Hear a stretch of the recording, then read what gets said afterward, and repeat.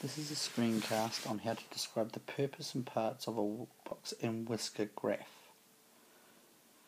Now, box and whisker sounds complicated and it looks complicated, but it's not really. A box and whisker graph are great graphs if you want to show the range in a series of data. So, for instance, let's say you had you wanted to show test scores for a class, and you want to show the range from the lowest to the biggest and everything in between. Box and whisker graphs can be really useful. Now, just to quickly point out, that was the purpose and the parts, which we'll move on to the next slide. So, in front of you here you have a very small box and whisker graph, and it's got some labels on the outside to help you understand. So, this piece in here is obviously called a box. Okay, that's the box bit, and the bit 2 pieces sticking off the end are called whiskers. The dots aren't normally there, this is just because for the labelling for this particular example. Now, how does this work when we use a box and whisker graph? What you need to know first is that within the box itself, as it says up the top here, half or 50% of the scores are contained within the box. So from here to here is 50% of the scores. This line here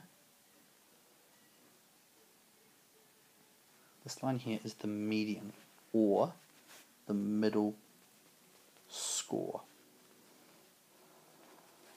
Okay, the middle score. So the score that was bang in the middle, if we put them from order from smallest to largest, bang in the middle. And then in this little piece here is a quarter,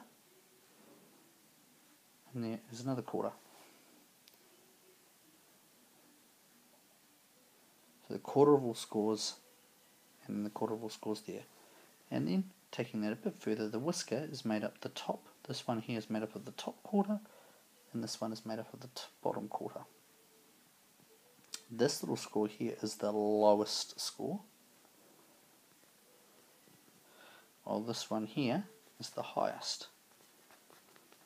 Now, it sounds all very complicated, but it's really not.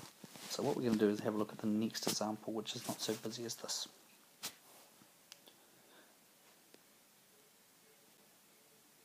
So if you're looking for this, there is one. So the first thing you notice is, again, like any of the other graphs, got a title, and it's to do with attendance. Then we look down here, and this is absentees on the Y chart, the Y axis, sorry. So you can see this is the number, and down here, while it's not labelled, you can quickly tell it's year level. So we have a series of box and whiskers graphs. So if we take this one over here, the year 13, their median, if we were to go straight across, their median is 6. So that means this 6 is the median. That also means 4 is the bottom of the box and 8 is the top. So that means half the scores are within there. So it's quite a big range for half the scores. And then we have the bottom quarter of each graph, top quarter, and the bottom quarter there, ranging from here to here, and for this one here to here. Now what we can do is we can start to make some comparisons between the box and whisker.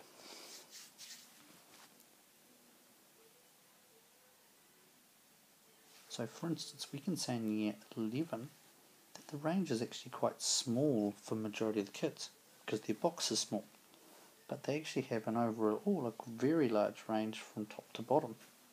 And that sometimes can just show this could be one student who scored one absentee, and that makes a huge difference. It makes this particular whisker very, very long.